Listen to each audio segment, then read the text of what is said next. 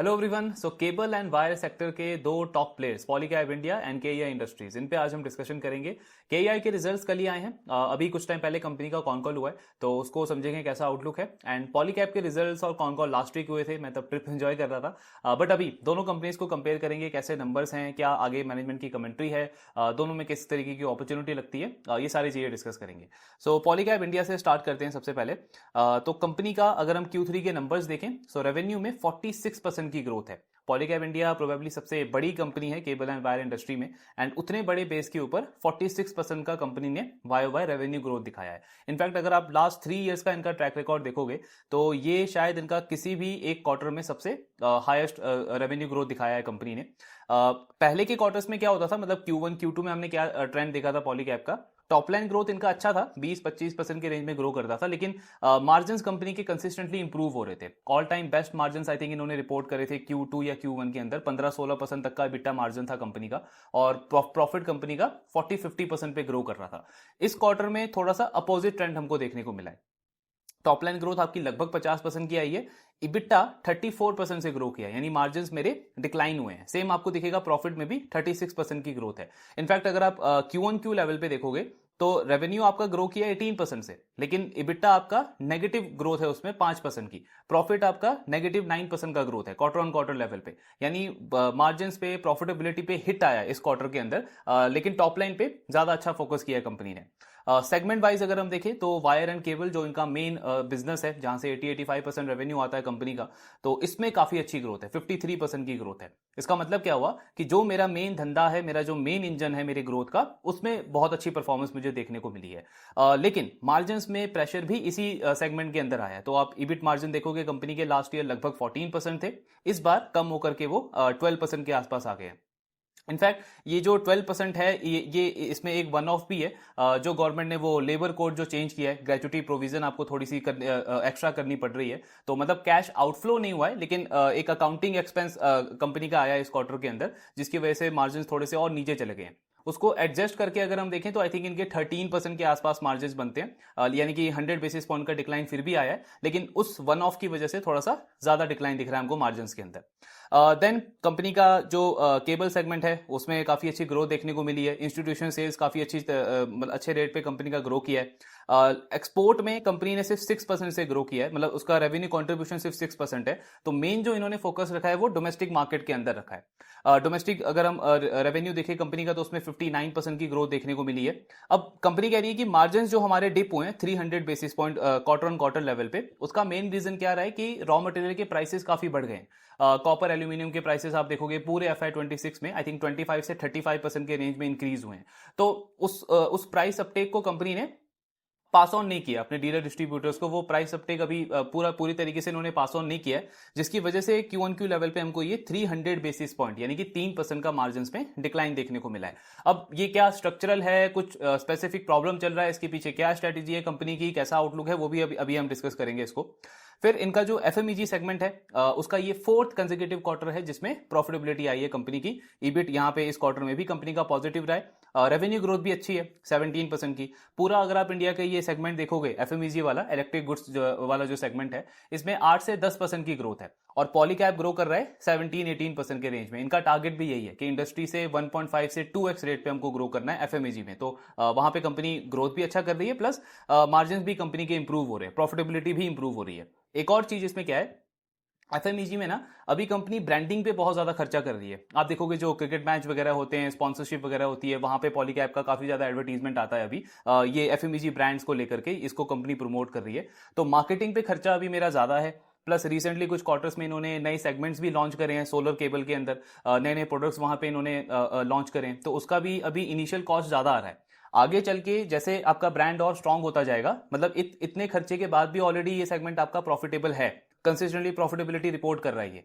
आगे चल के क्या होगा, वो सारी कॉस्ट आपकी फिक्स रहेगी, लेकिन जैसे जैसे आपका ब्रांड स्केल करेगा तो मार्जिन्स में और अच्छा इंप्रूवमेंट हमको देखने को मिलेगा। और वही इनका टारगेट भी है कि टिल 2030 हमारा जो एफएमईजी का मार्जिन है उसको हमको 8 से 10% तक लेकर के जाना है। तो यहाँ पे काफी अच्छा ट्रेजेक्ट्री रह सकता है कंपनी का। फिर ईपीसी इनके लिए मतलब इतना ज्यादा उसका रेलेवेंस है नहीं, 4% के आसपास की ग्रोथ है। प्रॉफिटेबिलिटी थोड़ा सा नीचे आया लेकिन कोई खास कंसर्न नहीं है। मेन फोकस कंपनी वही अपना केबल वायर और एफएमईजी पे करती है। तो ये ओवरऑल नंबर्स हैं। बैलेंस शीट ऑफ कोर्स काफी स्ट्रांग है कंपनी की। कैश फ्लो आप देखोगे कंसिस्टेंटली ग्रो कर रहा है, बहुत हेल्दी है। वर्किंग कैपिटल यहाँ पे अभी एक आप बोल सकते हो एक्सेप्शनल एडवांटेज आ रहा है इस कंपनी को। नॉर्मली हम देखते हैं 40, 45, 50 डेज का वर्किंग कैपिटल होता है कंपनी का, अभी आप देखोगे 30-35 डेज के बीच में है। तो यहाँ पे भी कंपनी बहुत अच्छे से वर्किंग कैपिटल को मैनेज कर रही है और उसी की वजह से ग्रोथ को ये कंट्रोल कर पा रहे हैं। सो ये ओवरऑल नंबर्स हैं पॉलीकैब के। मतलब हेडलाइन नंबर्स अगर हम देखें तो काफी अच्छा है, ग्रोथ वगैरह ठीक लग रहा है। प्रॉफिटेबिलिटी पे थोड़ा सा चैलेंज दिखा है कंपनी के, मार्जिन्स थोड़े से इंपैक्ट हुए हैं, पैट ग्रोथ भी मतलब टॉप लाइन ग्रोथ के कंपैरिजन में कम रहा है। तो उसके पीछे का क्या रैशनल है उसको अब डिस्कस करते हैं। सो सबसे पहले तो डिमांड पे मैनेजमेंट का कहना है कि मतलब ग्रोथ आई कहां से है। तो पहले के क्वार्टर्स में हम देखते थे कि मेन जो केबल वायर सेक्टर में जो ग्रोथ आ रही है वो आपकी गवर्नमेंट केपेक्स से आ रही है। मतलब गवर्नमेंट कंसिस्टेंटली हर एक साल हम देखते थे कि पावर सेक्टर हो, इंफ्रास्ट्रक्चर सेक्टर हो और प्लस आपका रियल एस्टेट, वहां पे भी काफी अच्छी डिमांड थी। इन 3-4 सेगमेंट से कंपनी की ग्रोथ आ रही थी। लास्ट 1 सवा साल में हमने देखा था गवर्नमेंट का कैपेक्स काफी स्लो हुआ था। बहुत सारे सेक्टर्स पे हमने देखा ग्रोथ कंपनी की स्लो हो गई, कंपनी के वर्किंग कैपिटल बढ़ गए। हालांकि केबल वायर सेक्टर में ऐसा कुछ नहीं था, इनका ग्रोथ मोमेंटम अच्छा चल रहा था। लेकिन इस साल FY26 में स्टार्टिंग से क्या किया है गवर्नमेंट ने, अपना जो पूरे साल का कैपेक्स का टारगेट है उसको बहुत एग्रेसिवली पुश किया है। मतलब जनरली हम देखते हैं कि एक फाइनेंशियल ईयर में गवर्नमेंट जो कैपेक्स का टारगेट सेट करता है उसके जो एंड का क्वार्टर होता है, Q3 का जो एंड के मंथ्स हो गए नवंबर दिसंबर के आसपास, और जो पूरा Q4 होता है वहां पे गवर्नमेंट एग्रेसिवली पुश करती है उसको एग्जीक्यूट करने के लिए। इस साल क्या हुआ है, मतलब स्टार्टिंग से फर्स्ट क्वार्टर से गवर्नमेंट ने बहुत एग्रेसिवली फोकस किया अपने एग्जीक्यूशन के ऊपर। एंड नवंबर 2025 तक इनका कहना है कि जो पूरे साल का टारगेट था गवर्नमेंट के कैपेक्स का उसका 59% तक मतलब 59% तक जो गवर्नमेंट है वो नवंबर में कंप्लीट कर चुकी थी, एग्जीक्यूट कर चुकी थी। और बाकी का ये जो 4-5 महीने बचे हैं तो इसमें आपका ज्यादा मतलब पेंडिंग वर्क था नहीं गवर्नमेंट के लिए। तो YOY लेवल पे इनफैक्ट गवर्नमेंट स्पेंडिंग में 28% का ग्रोथ देखने को मिला है। तो वो वाला जो लेग था ग्रोथ का वो इस बार काफी फास्ट वर्क कर रहा है। इसके अलावा लास्ट 1 सवा साल में हमने देखा है जो गवर्नमेंट ने इनिशिएटिव्स लिए हैं। लास्ट ईयर बजट में इन्होंने मिडिल क्लास को जो वो टैक्स रिलीफ दिया, फिर उसके बाद GST कट हुआ, इंटरेस्ट रेट आपके कट हुए हैं, तो कंजम्पशन जो है उसको एक बहुत अच्छा बूस्ट मिला है। इन्फ्लेशन का नंबर हम बहुत सारे मंथ से देख रहे हैं कि काफी स्टेबल है, काफी लो लेवल पे है। और क्योंकि अब डिमांड धीरे धीरे बढ़ने लग गई है कंजम्पशन की, तो जो प्राइवेट प्लेयर्स हैं उनके पास में वो मतलब पावर आ रहा है कि वो प्राइसेस को ना अपटेक कर पा रहे हैं, प्राइसेस अपने लेवल पे इंक्रीज कर पा रहे हैं। तो गवर्नमेंट कैपेक्स अच्छा चल रहा है, कंजम्पशन का डिमांड एक तरीके से इंप्रूव हुआ है लास्ट कुछ क्वार्टर्स में, और प्राइवेट प्लेयर्स जो हैं वो भी अब कैपेक्स करना वापस से स्टार्ट कर रहे हैं। जो आप डेटा सेंटर देखो या वेयर हाउसेज देख लो, इंडस्ट्रीज देख लो, हर एक सेक्टर में कैपेक्स का जो नंबर है वो काफी अच्छा देखने को मिल रहा है। तो ये तीनों चारों लीवर्स जो हैं उसकी वजह से कंपनी कह रही है कि इस तरीके का हमको ग्रोथ देखने को मिल रहा है।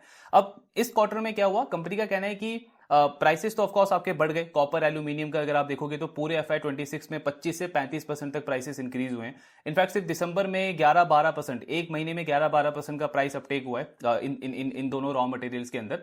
सो कंपनी ने वहां पे क्या मतलब इनकी मैनेजमेंट ने क्या किया है कि अपना सारा जो प्राइस है ना वो अभी पास ऑन नहीं किया डीलर डिस्ट्रीब्यूटर को। इनके पास में दो ऑप्शन था बेसिकली, एक तो ये पूरा प्राइस मतलब जो है वो पास ऑन कर सकते थे डीलर डिस्ट्रीब्यूटर्स को, अपने क्लाइंट्स को, बट उसमें कंपनी का चांस था कि ये वॉल्यूम जो है उसको मिस कर सकते थे, क्योंकि डिमांड बहुत अच्छी है। मतलब एंड कंज्यूमर के एंड से जो डिमांड है वो पिछले कुछ मंथ्स के कंपैरिजन में बहुत अच्छे से इंप्रूव हुई है।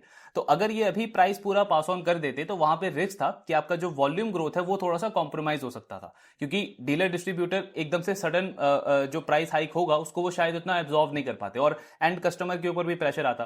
तो उसको इंपैक्ट नहीं करने के लिए कंपनी ने दूसरी स्ट्रेटेजी फॉलो करी। इन्होंने अभी क्या किया, जितने भी प्राइसेस बढ़े हैं अभी कमोडिटी के, उसका 75 से 80% इन्होंने पास ऑन कर दिया अपने डीलर डिस्ट्रीब्यूटर्स को। लेकिन वो भी बहुत स्टैगर्ड अप्रोच में, मतलब ऐसा नहीं कि एक क्वार्टर में अगर आपके 10-20% प्राइसेस बढ़े हैं कमोडिटी के तो कंपनी ने पूरा का पूरा पास ऑन कर दिया हो। किसी मंथ में 4%, किसी मंथ में 5%, एक स्टैगर्ड अप्रोच में इन्होंने अपने डीलर डिस्ट्रीब्यूटर को वो प्राइस पास ऑन किया है। अब इससे हुआ क्या है कंपनी ने मार्केट शेयर बहुत अच्छे से गेन किया, मेन इनका फोकस इसी चीज के ऊपर था। सो इनका कहना है कि अगर आप ये पूरा केबल वायर इंडस्ट्री का Q3 का नंबर देखोगे ना, तो लगभग 20% से, एक अप्रोक्सीमेट नंबर इन्होंने दिया है कि 20% से पूरी इंडस्ट्री ग्रो कर रही है Q3 के अंदर। लेकिन हमारा अगर आप डोमेस्टिक ग्रोथ देखोगे, हमारा 59% का ग्रोथ है। तो बहुत ही मैसिव मार्केट शेयर गेन किया हमने Q3 के अंदर। और मेन हमारी स्ट्रेटेजी यही थी कि जो बाकी प्लेयर्स हैं उनके पास में वो एडवांटेज नहीं है, उनकी बैलेंस शीट इतनी स्ट्रांग नहीं है, कैश फ्लो इतना स्ट्रांग नहीं है, तो वो मतलब ये मार्जिन पे हिट लेना अभी एब्जॉर्व नहीं कर सकते थे।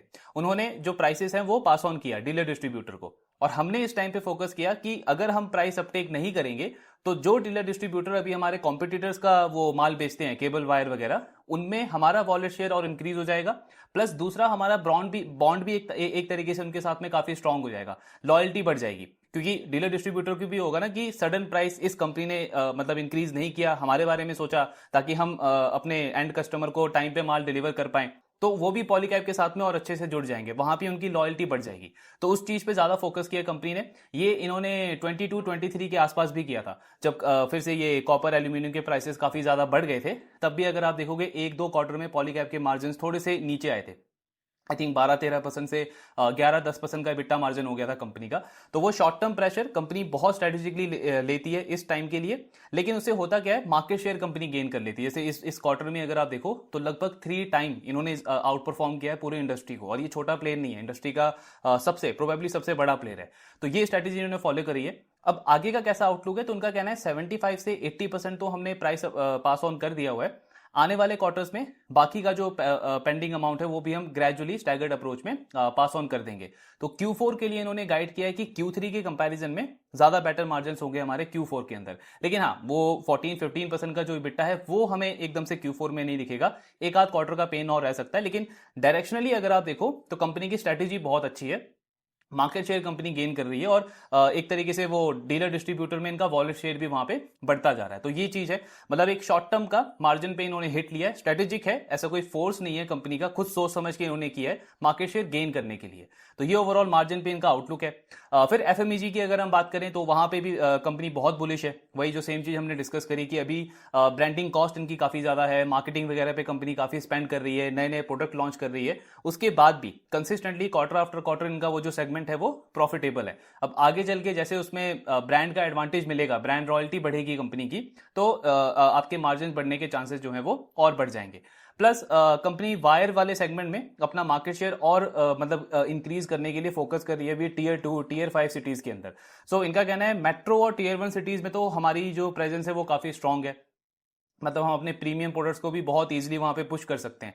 लेकिन जो टियर 2 टियर 3 टियर 4 5 सिटीज हैं, वहां पे आपके जो अनऑर्गेनाइज प्लेयर्स हैं, अनब्रांडेड प्लेयर्स हैं, उनका उनका मतलब मार्केट शेयर गेन करने के लिए इन्होंने आई थिंक एक एटीरा करके एक ब्रांड है इनका, उसको इन्होंने लॉन्च किया है वहां पे। तो वहां पे क्या हो रहा है कि जो प्रीमियम प्लेयर्स हैं, सॉरी प्रीमियम बोल रहा हूँ, जो अनऑर्गेनाइज प्लेयर्स हैं उनसे कंपनी शिफ्ट हो रही है ये ब्रांडेड प्लेयर्स की तरफ, पॉलीकैब जैसे प्लेयर्स की तरफ। तो वहां पे इनको एक नया मार्केट शेयर गेन करने का अपॉर्चुनिटी भी मिल रहा है, प्लस एक ग्रोथ रनवे भी कंपनी को एक बड़ा वहां पे मिल रहा है। तो ये सारी स्ट्रेटेजी कंपनी फॉलो कर रही है। मतलब मेन इनका जो मार्जिन का पॉइंट है वो शॉर्ट टर्म है, आने वाले क्वार्टर्स में वो भी कंपनी का इंप्रूव हो जाएगा।